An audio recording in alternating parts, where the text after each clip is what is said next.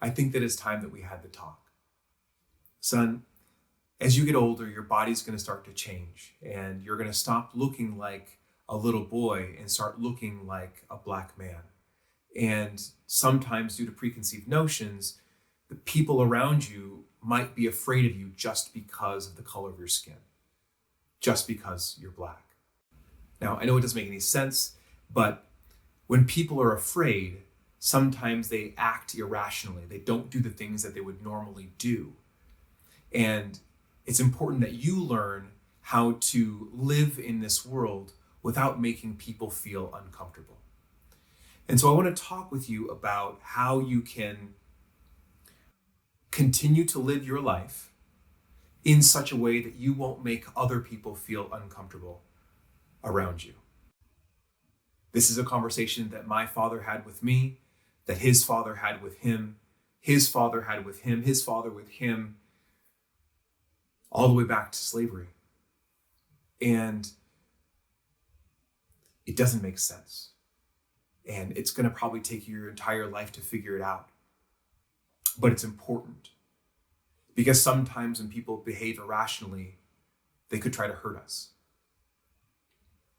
And so one thing that I've used, one thing that I've learned is smile. You've got a beautiful smile. Smile is one of the best ways to communicate to people that you are a good human being. And if you lead with a smile, you can guide people toward the path of positive prejudice.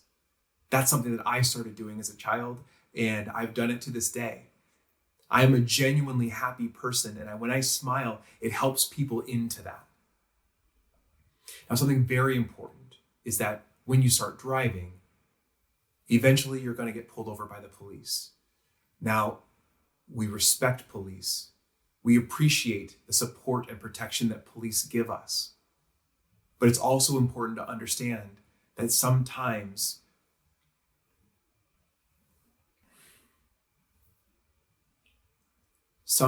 police behave inappropriately. And sometimes they get scared of us too. So when you get pulled over, it's very important that the police officer has no reason to fear you.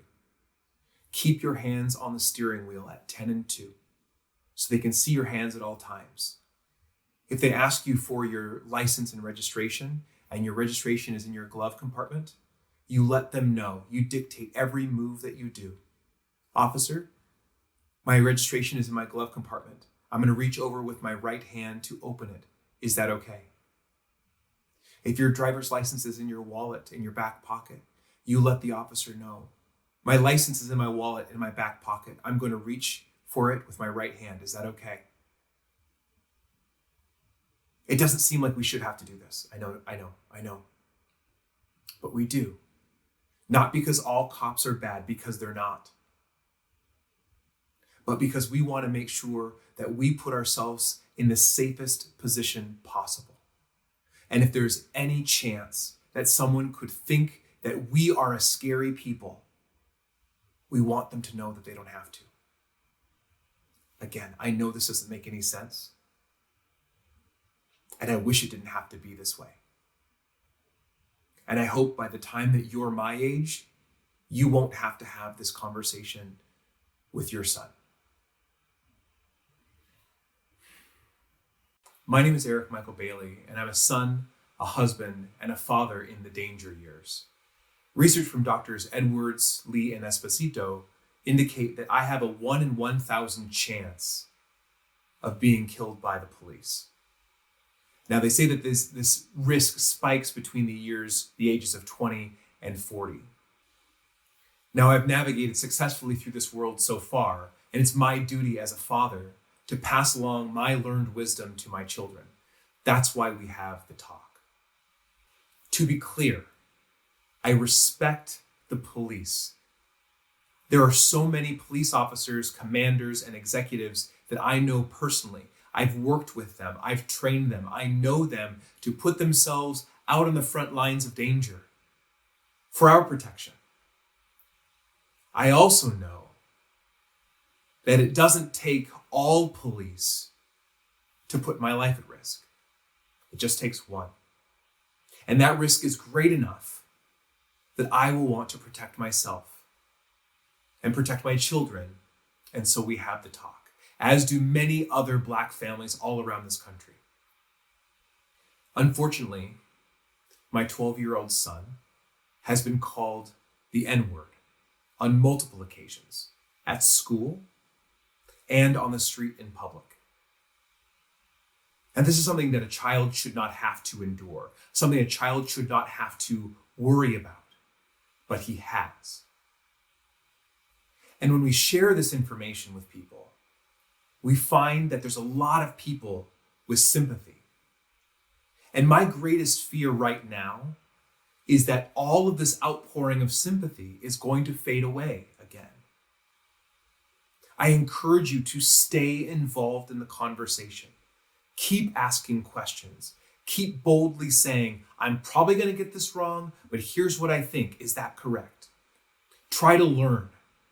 Ask people how they're feeling. Ask people if they've ever been discriminated against. You see, there's this idea of privilege that we get completely wrong.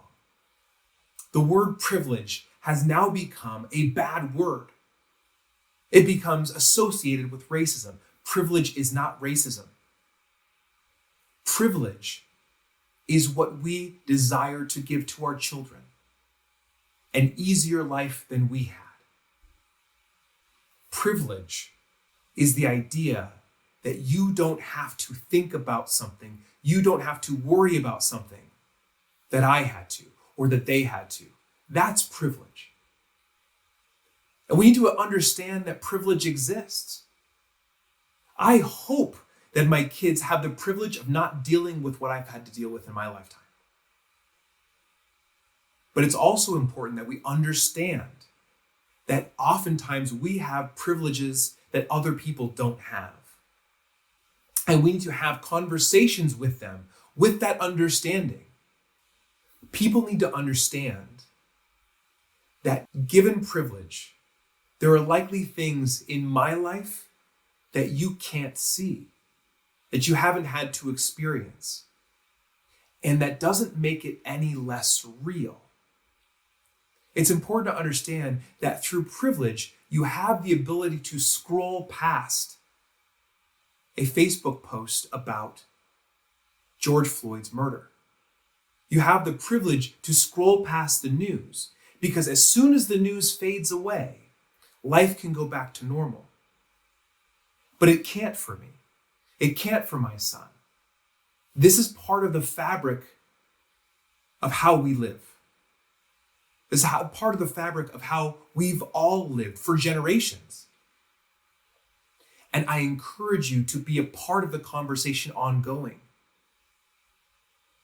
We're not just angry and sad and frustrated about George Floyd's death. We are sad and angry and frustrated about George Floyd's death. But we too are also frustrated about the system that makes us try to make other people less fearful of our package. There is a movement happening.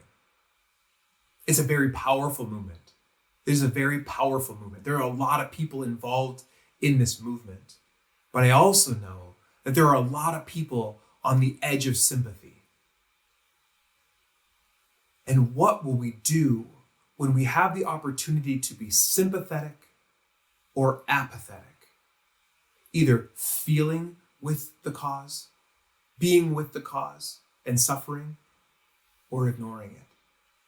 And people on the edges of sympathy only need one thing, one reason to not care. And so be careful of people who say,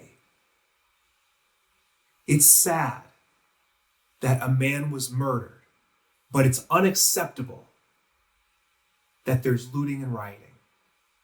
Well, I would not loot. I would not riot. That's not my style. Have you ever been so frustrated about something that you do something physically? You go running and you pound the pavement as you go.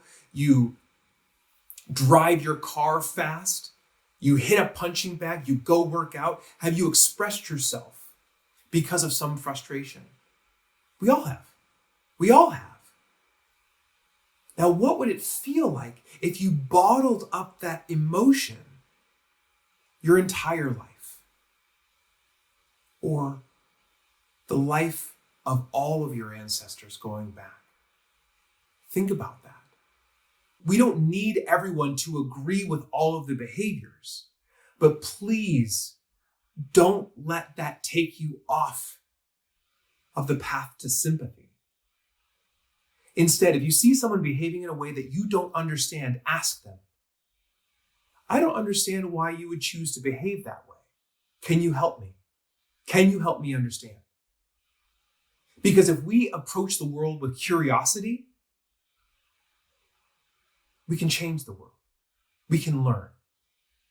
If we approach the world with curiosity, when people do things that we don't expect, people who disagree with us, if we can approach them with curiosity, we can learn from them. I encourage you to keep the conversation going. I encourage you to have conversations with your children, with your coworkers, with your parents. Talk to them about how difficult it is for you to understand. Ask them questions. Talk with them. Say what's going on. Say that you don't know, but start the conversation. We continue to have the talk with our Black children.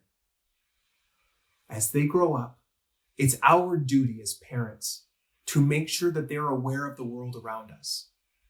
Because when they get to school, racism is something that happened in history. Black parents know that's not true. We teach what is out there so that our children are better prepared to not make people feel uncomfortable. I encourage you to have conversations with the people around you. Have the talk in whatever way you need to have the talk to let the people around you know that racism does exist. It does. And only when we continue talking about it, bringing it out of the shadows, can we start to do things to correct it.